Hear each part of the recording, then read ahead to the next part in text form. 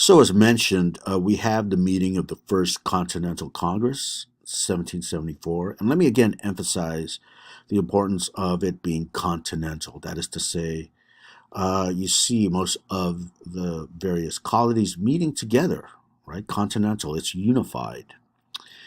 And this is going to be obviously important because the coercive acts, as we know, was directed or were directed only against one single colony, as to say Massachusetts. This is where the Tea Party happened. In fact, Boston is, if you will, the seedbed for these radicals, these radical patriots like the Sons of Liberty. But not everyone was radical.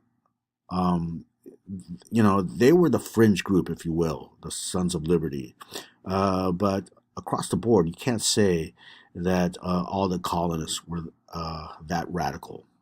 But as it would turn out, they would meet here to discuss what collective action should be taken against Parliament, right? Even though their colony in particular was not affected, right? So what it did is force the colonials meeting here, the delegates, to decide upon a unified position in terms of their response to the coercive acts. After all, they imagined that if it happened to Massachusetts, it could very well happen to them in the future. That is to say, this imposition of imperial authority upon the colonies, something that, of course, they're not used to. They're used to that hands off, more independent relationship, politically speaking. So, this turns out to be our first collective meeting of the colonies relating to the crisis. Now, if you were a member of parliament, well, I should say most members of parliament, there were some parliament members at this time that were actually sympathetic with the colonies. But many members of parliament viewed this, and certainly the king did, as a sign of rebellion. In fact, there were already English generals and their armies in the colonies at the time to make sure that the colonials didn't get out of hand again, to make sure they obey the laws. And, the important general there, Lord Gage, viewed this Congress here as a sure sign of rebellion. And you know what happens back then if you rebel against the king? It means automatic execution. So this is dangerous. This is dangerous ground that the colonials are treading. But, and it's seen there with that asterisk on the slide, the leaders themselves who convened in 1774 did not see themselves as revolutionaries. They did not see themselves as radicals, but they did uh, recognize the importance of meeting, of convening together in order to come up with, again, this unified response to the coercive acts. Now, as it would turn out, this brings up a lot of sort of ironies here in terms of your relationship with the mother country. When you think about it, if you are a population, right, a subgroup within the larger empire that is ruled by a king or emperor, but you, as a subgroup or subpopulation, you refuse to obey some of the laws that are issued by the empire, especially back then, during this age of empire, where oftentimes it was believed that the king was divinely appointed, appointed by God himself. If you refuse to obey some of the laws, what is exactly is your what exactly is your relationship to the mother country, right? You don't want to separate from the mother country, but you don't want to obey some of the laws. So, if anything, this brings about how confusing the relationship was when it came to the colonies with the mother country. They did not want to disavow their connection to the mother country. They did not want to dissolve their status as loyal subjects of the English crown. However, they did not at the same time want to obey the taxation laws that were issued towards them. So, again, I hope you recognize how this leads to an interesting position in terms of how you relate politically to the mother country as as a colony, as a subgroup that refuses to obey all its laws. So it's important to note this that there's nothing revolutionary, there's nothing radical about the position taken by the First Continental Congress in 1774 in reaction to the Coercive Acts. Their basic argument was yes, their English rights, their freedoms have been violated, and it's potentially an act of tyranny committed against the colonials by Parliament. However, they do not want to dissolve their relation with the mother country. They don't want to pursue independence, as will be the case, of course, with July 4th of 76. But despite this conciliatory stance, we see tensions thickening, and this is especially palpable in the following year, 1775. And let's recall by this time we see the standing presence of British troops in the colonies. Why? Because Parliament felt that it was necessary to station more troops there, to send them there in order to, prevent potential acts of rebellion, destruction of private property again, things like that. So one particular general who was there in the colonies, his name was Lord Dunmore, and he issued a famous proclamation that's called the Dunmore Proclamation today. And basically, Dunmore announced this, that for all slaves who managed to escape from the plantation and then to fight alongside the British against the colonials, they will be awarded their freedom.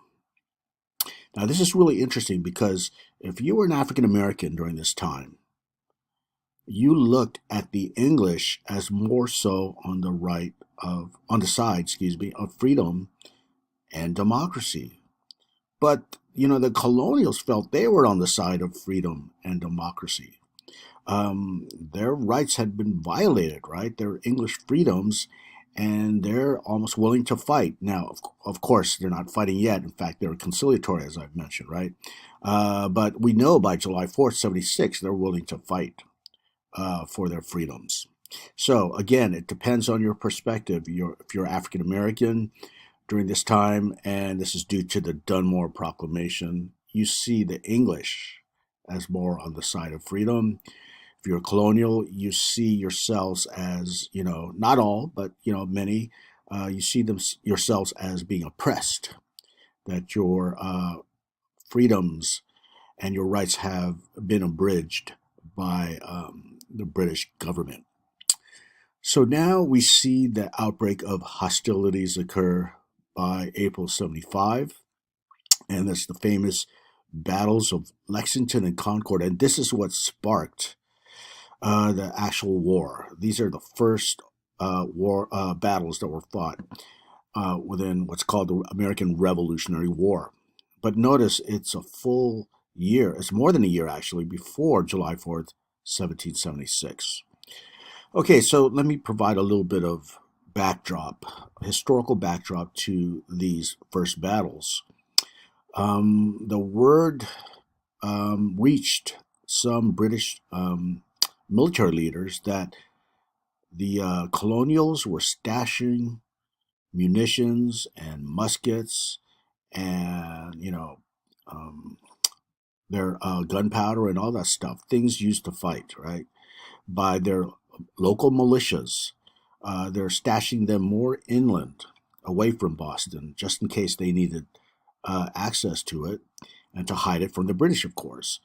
So once they heard of this, these British officials ordered, their armies to try to find it and confiscate it. So you see the British troops moving inland, trying to locate and confiscate this supply. However, the colonials had a pretty complicated warning system in place, and this is the famous Paul Revere ride that you may be aware of. When he said the British are coming, basically signaling the approaching British. And of course, the militias near Lexington and Concord got word of this, so they prepared for conflict. And therefore, you had the first outbreak of hostilities between the colonials and the British Army, whereby you see casualties on both sides. One famous American writer would call Lexington and Concord, quote, the shots heard round the world, unquote. And why is that? It's because of the legacy of the American Revolutionary War in modern history. And we'll talk about that towards the end of this topic when we discuss the specific legacies of the American Revolution. Okay, so you have hostilities underway, and then therefore you see the urgency behind the Second Continental Congress. That is to say, how are they going to respond now that military conflict is in the open? So this is a very urgent situation, and you see them meeting. The first one took place in 74. Now you see the Second Continental Congress convening in the summer of 75. But of course, the big difference is, you know, as opposed to the first Continental Congress the previous year, they're trying to formulate a response to the coercive acts. In this case, a year later in 75, they have to deal with they have to think about how to respond in view of the fact that military conflict is already out in the open between the colonials and the British Army. So they convene, and there was a vote set out in terms of two positions. It came down to two positions.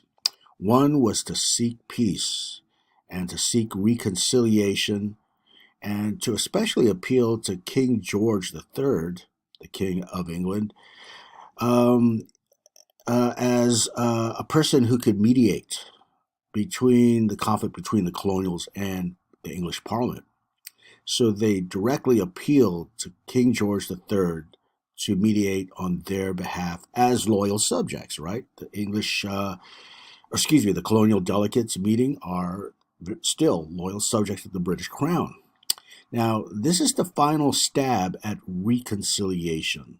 And this is the well known olive branch petition. If you don't know what olive branch means, it's a symbol of peace, and that's what they called it. They wanted to extend the olive branch, so to say, towards the king, again, imploring him to intervene on their behalf. Now, they did send this. By the way, the other position in Congress, besides the one suing for peace, which is the faction that ultimately won the vote, the more radical position was, yes, to declare independence and to engage in war.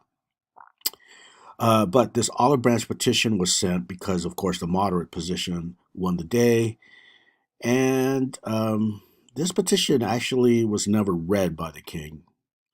And what he did during this time, um, because of the meeting of the Second Continental Congress, which he now viewed as another act of rebellion, he issues something called the Prohibitory Act. And if you remember the earlier coercive acts that we discussed in the wake of the Boston Tea Party, that's when they closed the harbor, among other things. Well, what the Prohibitory Act is doing is strangling all the colonies now for their involvement in what was perceived as an act of rebellion. So the king prohibits commerce and trade with the colonies. And that's it. The king is putting down his foot. So the olive branch petition fails in its purpose. Now, what I want you to do is to watch a video that I'm going to upload on the Pages tab of Canvas. And this is a dramatization, a depiction of the olive branch petition debate. Okay, on one side, you're going to see the moderate position, and as you watch, it will be led by John Dickinson. And if you recall, that was the guy who wrote letters from a farmer in Pennsylvania in response to the Townsend duties. On the other side, the more radical position is that led by John Adams from Massachusetts. Let's remember he was the guy who defended the British troops 2 years earlier after the Boston Massacre. But by this time, he's much more radical, and you will see this in that video that I post up on Pages. So as you watch this video, take note of the argument, what they're arguing back and forth, right? And also think about this overarching question when you contextualize it with the Olive Branch petition. And the question is this: was the American Revolution inevitable? We tend to think it was inevitable, as I mentioned earlier, because, especially because of slogans like "Give me liberty" or "Give me death."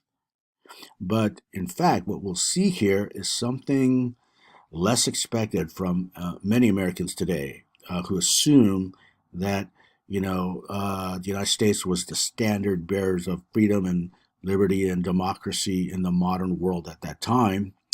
Well, you'd be surprised to the extent to which our leaders, our founding fathers, did not want to become independent. That they did not want to dissolve their relation with the empire, their relation as loyal subjects to the British Crown. They did not want to become aliens of the mighty British Empire as a separate country.